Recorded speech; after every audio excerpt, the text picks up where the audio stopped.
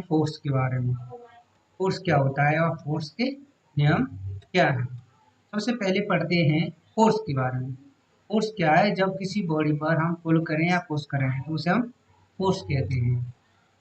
अगर बात करें किसकी, डायरेक्शन ऑफ फोर्स की, तो जिधर हम बॉडी को पुश करते हैं या पुल करते हैं उसी तरफ फोर्स की डायरेक्शन होती है। अगर बात करें फोर्स जो यूज करते हैं हम अपनी लाइफ में, तो पुलिंग करते हैं, पुशिंग करते हैं, लिफ्टिंग करते हैं, स्ट्रेचिंग करते हैं, ट्विस्टिंग करते हैं, प्रेसिंग करते हैं।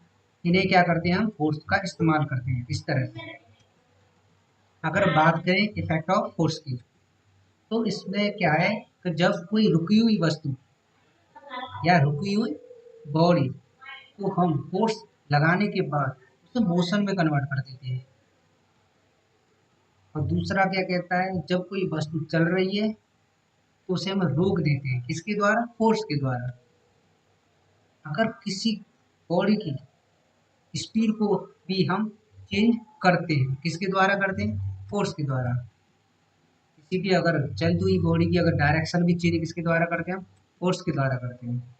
अगर शेप की बात करें तो शेप भी हम, किसी भी बॉडी का शेप भी हम किसके द्वारा करते हैं, फोर्स के द्वारा। फोर्स दो तरह के होते हैं, एक बैलेंस फोर्स होता है, एक अनबैलेंस फोर्स होता है। बैलेंस फोर्स होता है जब हम सभी फोर्सों को वेक्टर एडिशन के रूप में ऐड करते हैं तो उनका जो रिजल्ट आता है वो जीरो आता है। अगर हम दूसरी बात करें, यानी दूसरी अगर डेफिनेशन लें फोर्स की, तो जब बैलेंस फोर्स अगर किसी बॉडी पर लग रहा है तो उसकी पोजीशन चेंज ना हो, यानी अगर वो रेस्ट में है तो वो रेस्ट में ही रहे, अगर वो मोशन कर रहा है तो मोशन ही करता रहे। कब करता रहेगा, जब तक उस पर बैलेंस फोर्स अप्लाई हो रहा है। जैसे हमने अनबैलेंस फोर्स अप्लाई किया तो जो हमारा जो रिजल्ट आता है जब हम फोर्सों को ऐड करते हैं तो जीरो के बराबर नहीं आता है। इसका मतलब क्या है कि उसके फोर्स के द्वारा, अनबैलेंस फोर्स के द्वारा हम बॉडी की पोजीशन को भी चेंज करते हैं। अगर बात करें न्यूटन के नियम के बारे में, तो न्यूटन के 3 नियम होते हैं और जो सबसे पहला है Newton first law of motion. तो ये कहता है कि अगर कोई बॉडी अगर रेस्ट में है या वो मोशन में है तो वो हमेशा क्या करेगी, मोशन में या रेस्ट में रहने की कोशिश करेगी और वो रहेगी भी, अगर उस पर अगर बाहर से कोई फोर्स अप्लाई नहीं किया जाए। अगर बात करें इनर्शिया की, इनर्शिया एक प्रॉपर्टी होती है बॉडी की तो विरोध करती है चेंज होने के लिए, यानी विरोध करती है किसको, अपने स्टेट को चेंज ना करने के लिए। कि अगर वो चाहती है कि मैं रेस्ट में रहूंगी और चाहती है कि मैं मोशन में रहूँ।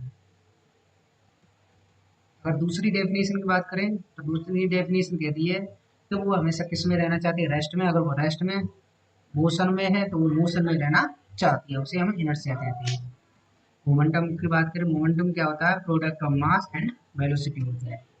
मोमेंटम का जो फॉर्मूला होता है P बराबर mv होता है। P मतलब मोमेंटम, M मतलब मास ऑफ बॉडी, P मतलब वेलोसिटी ऑफ बॉडी होती है। इसकी ऐसा यूनिट होती है kilogram metre per second. Newton की सेकंड लॉ के अनुसार rate change of momentum of the body is directly proportional to apply force. यानी फोर्स जो होता है हमेशा डायरेक्टली प्रोपोर्शनल होता है इसके change in momentum per unit time. अगर मैथमेटिकल फॉर्मूला निकालें इसका, तो इसका मतलब है हम मानते हैं किसी बॉडी का जो इनिशियल मूवमेंट वो है एम यू, उस पर हमने फोर्स अप्लाई किया उस समय के लिए, यानी टाइम टी के लिए। तो जो हमारा जो फाइनल मोमेंटम निकला वो निकला एम वी। तो हम न्यूटन के सेकंड लॉ को अप्लाई करेंगे। अप्लाई करने के बाद हमारे पास ये फॉर्मूला बनता है, एफ डायरेक्टली प्रोपोर्शनल होता है M V minus M U, यानी एम यू होता है initial sorry final momentum, M U होता है initial momentum upon time. A बराबर होता है V minus U upon T. इस वजह से ये फॉर्मूला बना है एफ बराबर एम ए। अगर न्यूटन के थर्ड लॉ की बात करें तो न्यूटन का थर्ड लॉ कहता है कि अगर कोई बॉडी, एक बॉडी दूसरी बॉडी पर अगर फोर्स अप्लाई कर रही है तो दूसरी बॉडी भी इक्वल अमाउंट में बट अपोजिट साइड में, equal amount plus opposite side में भी फोर्स अप्लाई करेगी। तो हम कह सकते हैं to every action there is an equal and opposite reaction.